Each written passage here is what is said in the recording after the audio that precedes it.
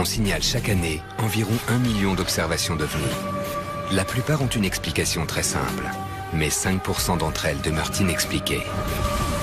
Voici l'histoire de ces contacts avec les extraterrestres.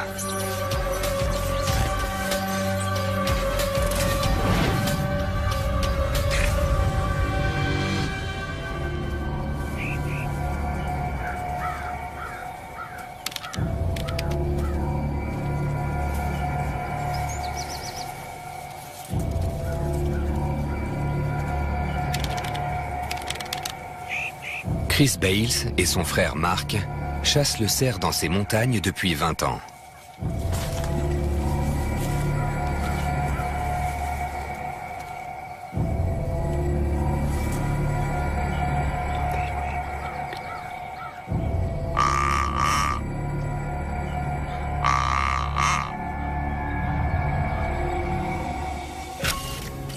Mark et Chris Bales avaient une entreprise de construction dans la région de Bend, dans l'Oregon.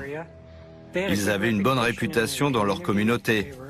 C'étaient des gens honnêtes et très respectables.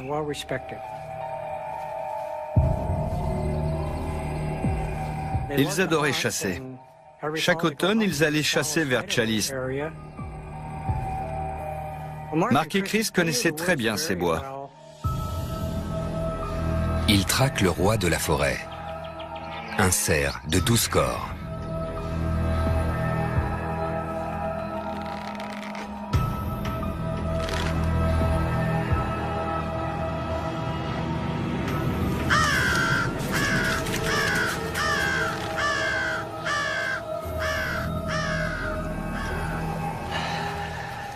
On ferait mieux de chasser le corbeau. Oh, on a des lasagnes sinon.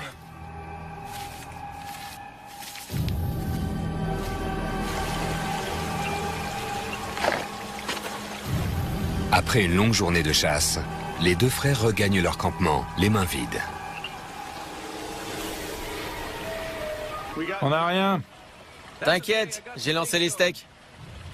Rob, leur meilleur ami, a commencé à préparer le dîner en les attendant. Je mets le film. C'est un week-end entre copains dans la forêt. Ils ont emporté avec eux quelques éléments de confort moderne. Ils regardent des vidéos.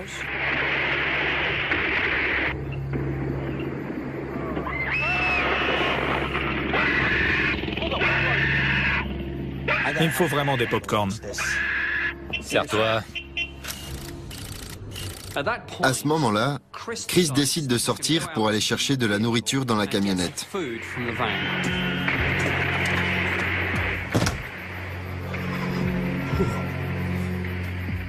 Il est en train de marcher vers le véhicule lorsqu'il a soudain la sensation étrange qu'il va se passer quelque chose. On dirait qu'il y a une tension presque physique et palpable dans l'air. C'est une région où on peut facilement croiser des animaux dangereux.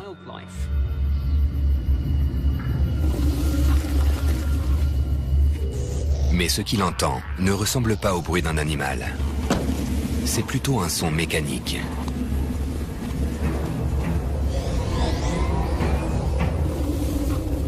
Et c'est juste au-dessus de sa tête.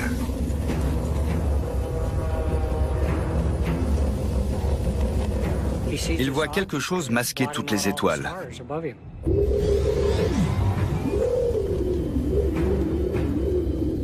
Ce truc était pile au-dessus de sa tête. Il aurait pu l'atteindre en jetant une pierre. Il dirige la lumière de sa lampe torche vers le ciel et découvre un objet. Une forme triangulaire avec des bords arrondis. Pour faire du surplace en l'air, un objet de cette taille nécessite une puissance phénoménale. Et pourtant, il ne fait aucun bruit. Marc!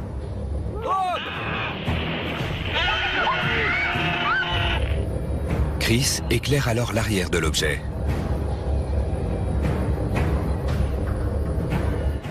Et à ce moment-là, des lumières s'allument sous l'appareil.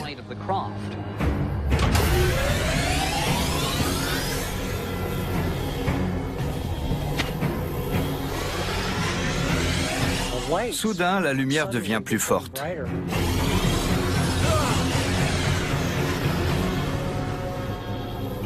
Il a l'impression que c'est lui qui a provoqué cette réaction. Comme s'il y avait un pilote intelligent. Cette chose était-elle en sommeil? Est-ce lui qui a déclenché un mouvement, une réaction? Les gars!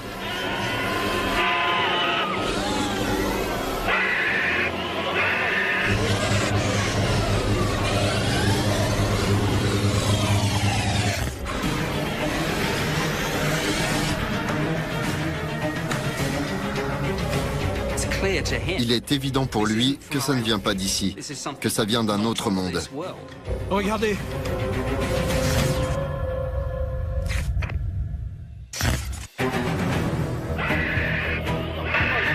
Alors qu'il est à la chasse avec son frère et un ami dans l'Idaho, Chris Bales a le sentiment d'être observé par un objet volant non identifié.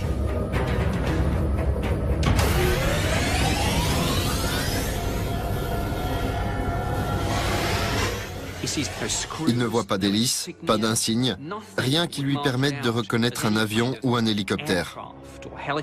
Le revêtement extérieur ressemble presque à du cuir. La lumière est de plus en plus forte. Il sent de l'électricité dans l'air. De l'électricité statique.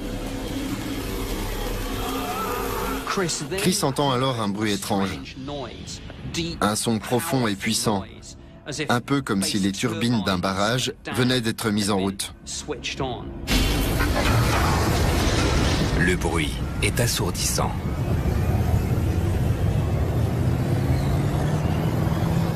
Ça ressemble tout à fait à un appareil qu'on met en marche. Les gars!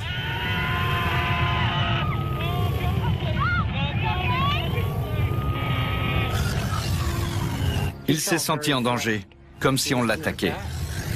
Allez! Chris? Chris? Allez! Chris? Ils ont d'abord pensé à un grizzly ou un puma.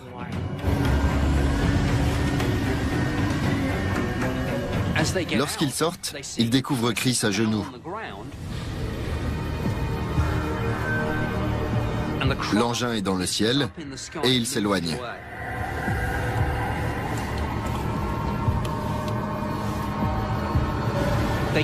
Ils attrapent une paire de jumelles pour essayer d'observer cet objet avant qu'il ne disparaisse. Ils parviennent à distinguer des détails supplémentaires, y compris 6 cercles étranges sur le côté de l'appareil.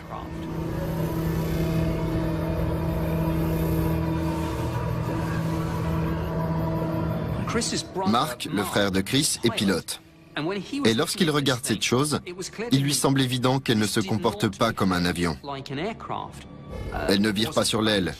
Il n'y a pas de déflexion aérodynamique. Cet objet était au moins aussi gros qu'un F-15. Et il restait en l'air à une vitesse de 65 km/h. Pour pouvoir rester en l'air, un F-15 doit avoir une vitesse minimum de 210 km/h. Ça défie les lois de la physique. Regardez!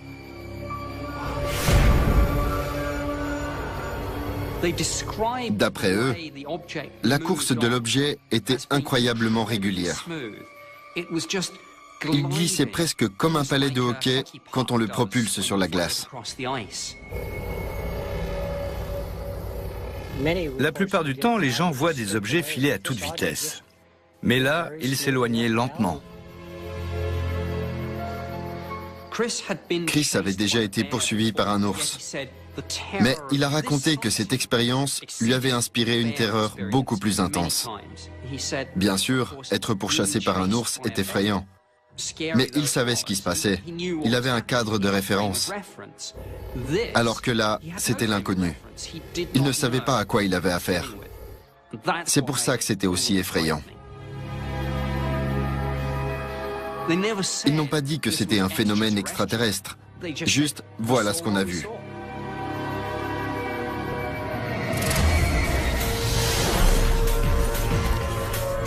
Les frères abandonnent leur campement et parviennent à l'aube au motel le plus proche. Mark Bales signale l'incident à l'autorité de régulation de l'aviation civile et à la base aérienne voisine, Mount Home. Il leur fournit les coordonnées GPS exactes. Le lendemain, des avions de chasse américains sont repérés à proximité du site. Lorsque Mark Bales interroge l'aéroport de Boise à 300 km de là, on lui répond que la tour radar n'a rien enregistré d'inhabituel dans la zone où les trois amis chassaient.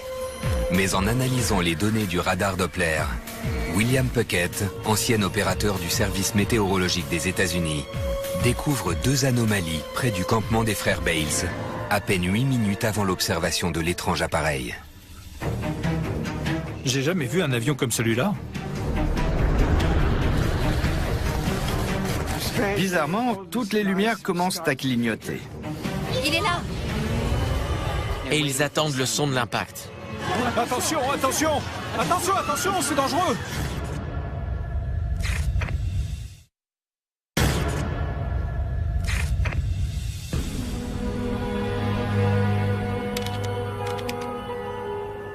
Sur l'île de Madagascar, au large de l'Afrique, la plupart des gens vivent dans la capitale.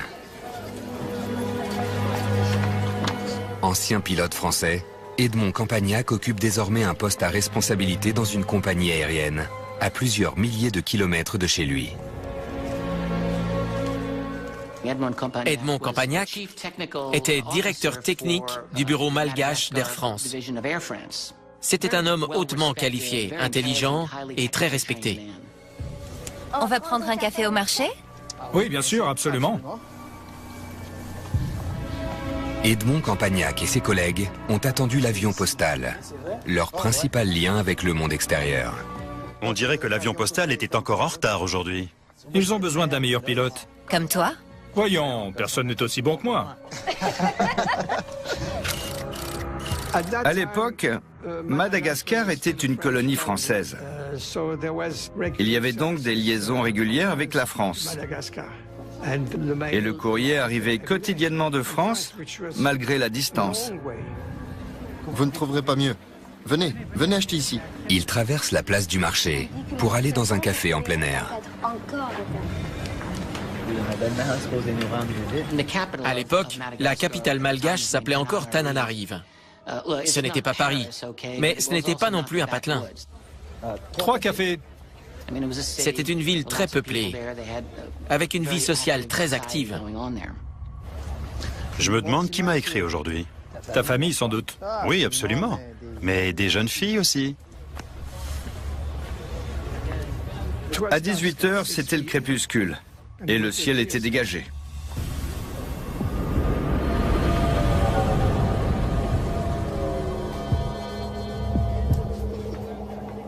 Monsieur le pilote, ne vous gênez pas. C'est quoi ça? Est-ce que c'est l'avion postal qui revient déjà? J'ai jamais vu un avion comme celui-là. Qu'est-ce que vous regardez? Ils aperçoivent quelque chose, une sorte d'objet verdâtre qui descend du ciel et se dirige vers eux. C'est une météorite? Ils pensent à une météorite sur le point de s'écraser. Ils la regardent descendre, descendre, descendre.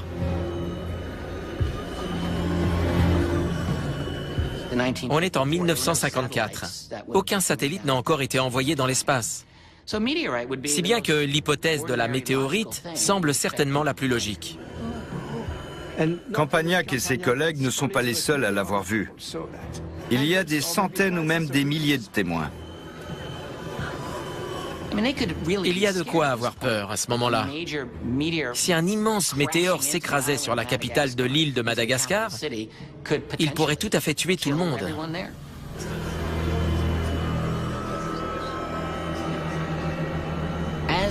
Lorsque cette chose passe au-dessus de la ville, il se produit quelque chose d'étonnant.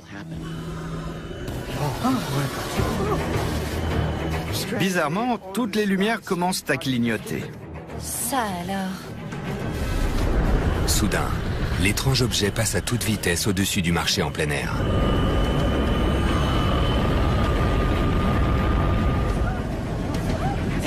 Ils attendent le son de l'impact.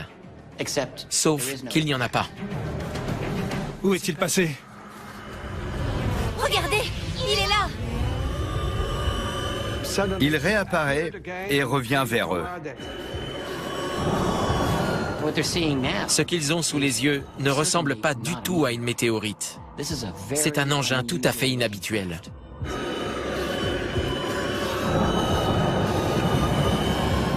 Ils ne savent pas ce qui va se passer.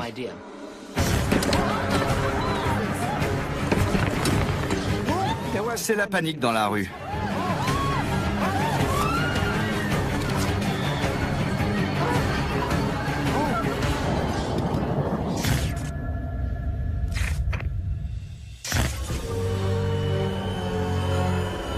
À Tananarive, la capitale de Madagascar, Edmond Campagnac et plusieurs milliers d'autres personnes voient une étrange lumière verte les survoler.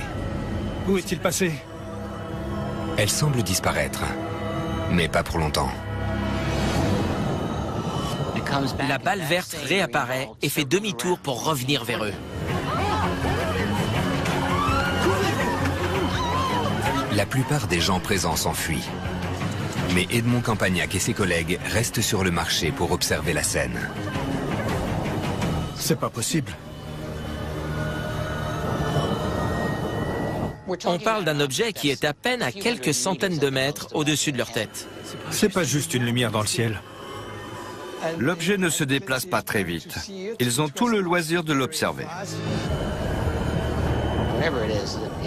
La structure est en forme de losange ou de disque. Et elle fait plus ou moins la taille d'un petit avion. Derrière, il distingue des étincelles d'un rouge orangé. Est-ce que ça vient d'un genre de moteur à réaction ou de la combustion d'une substance chimique? Dans ce cas, il devrait y avoir du bruit. Or, cette chose ne fait aucun bruit. Regardez ça. C'est pas possible. Edmond est absolument fasciné. Il essaye de faire appel à ses connaissances, à sa propre expérience. Est-ce que ça ressemble à un engin qu'il connaît? La réponse est non. Il n'a encore jamais rien vu de pareil. Soudain, toutes les lumières s'éteignent.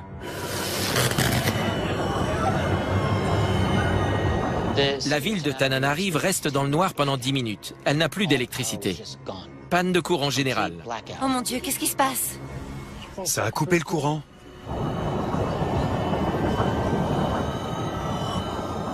Cet appareil génère une sorte de champ qui perturbe le réseau électrique. Au milieu des années 50, ni les Américains ni les Russes n'avaient ce genre de capacité. Qu'est-ce qui se passe? Les lumières se rallument aussi soudainement qu'elles se sont éteintes.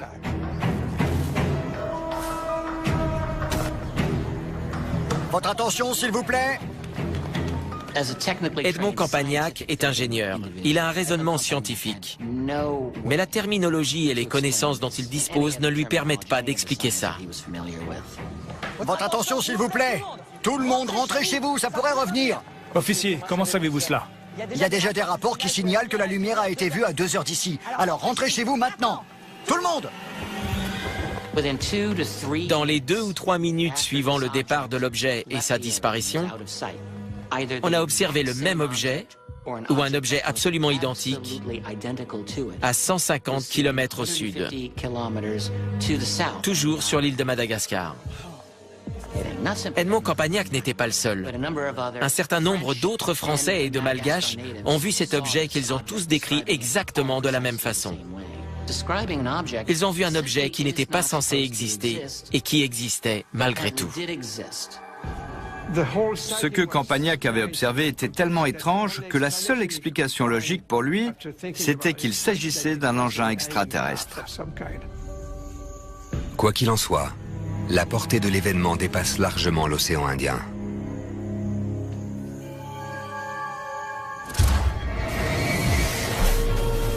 L'état-major de l'armée de l'air française à Madagascar lance immédiatement une enquête. Le rapport est classé secret défense, mais il attire l'attention du futur président, Charles de Gaulle. L'intérêt prononcé du général pour cette affaire favorise la création du GEPAN, un département du Centre national d'études spatiales chargé d'étudier les phénomènes aéronautiques non identifiés. En 1964, 10 ans après l'observation, le GEPAN rouvre le dossier et interroge de nombreux témoins présents ce soir-là, qui disent tous avoir vu un objet vert lumineux. Le rapport conclut qu'il y a eu 2 observations, à 150 km l'une de l'autre. Si c'était en effet le même objet, il s'est donc déplacé à plus de 3000 km/h pour couvrir une telle distance en si peu de temps.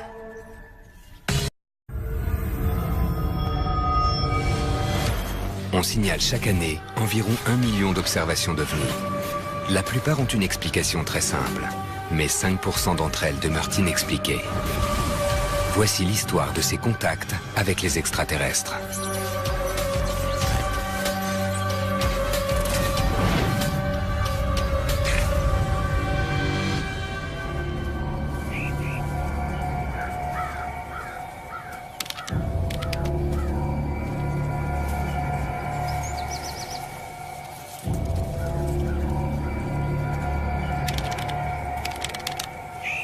Chris Bales et son frère Mark chassent le cerf dans ces montagnes depuis 20 ans.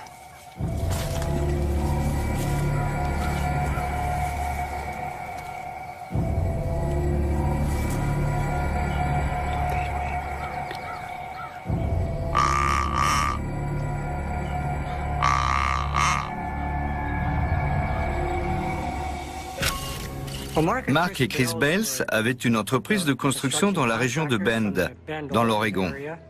Ils avaient une bonne réputation dans leur communauté. C'étaient des gens honnêtes et très respectables.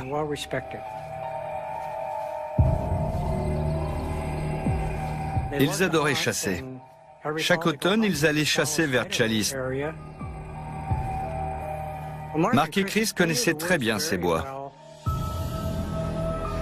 Ils traquent le roi de la forêt, un cerf de 12 corps.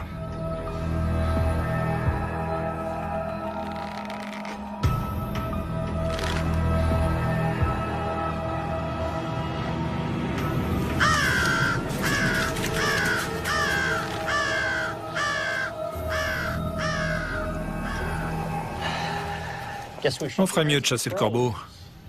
Ah, on a des lasagnes sinon.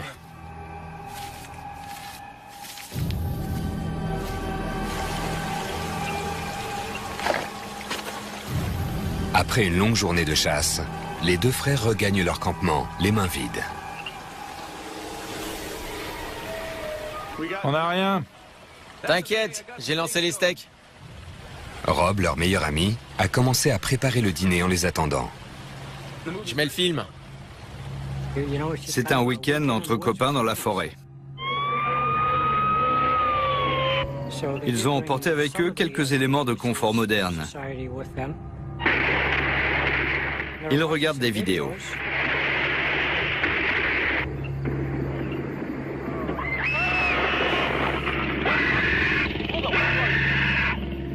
Il me faut vraiment des pop-corn.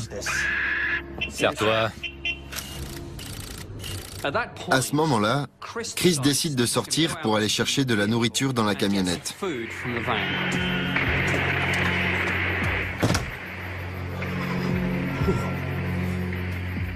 Il est en train de marcher vers le véhicule lorsqu'il a soudain la sensation étrange qu'il va se passer quelque chose. On dirait qu'il y a une tension presque physique et palpable dans l'air. C'est une région où on peut facilement croiser des animaux dangereux.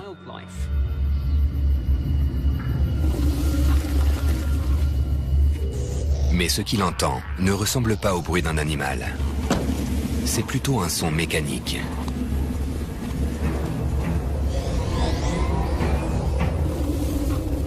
Et c'est juste au-dessus de sa tête.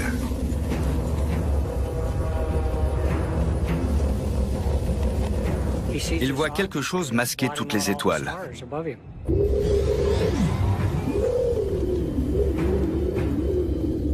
Ce truc était pile au-dessus de sa tête. Il aurait pu l'atteindre en jetant une pierre. Il dirige la lumière de sa lampe torche vers le ciel et découvre un objet. Une forme triangulaire avec des bords arrondis. Pour faire du surplace en l'air, un objet de cette taille nécessite une puissance phénoménale. Et pourtant, il ne fait aucun bruit. Marc!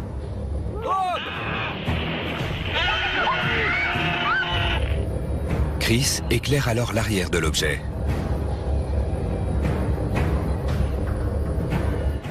Et à ce moment-là, des lumières s'allument sous l'appareil.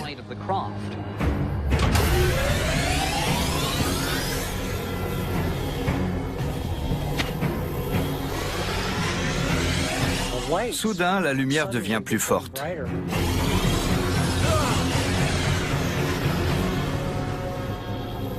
Il a l'impression que c'est lui qui a provoqué cette réaction.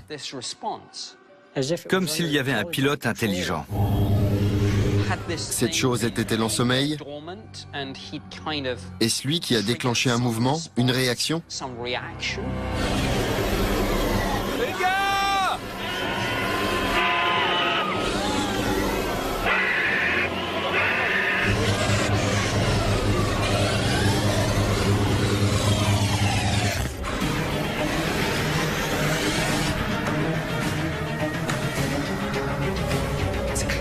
Il est évident pour lui que ça ne vient pas d'ici, que ça vient d'un autre monde. Regardez!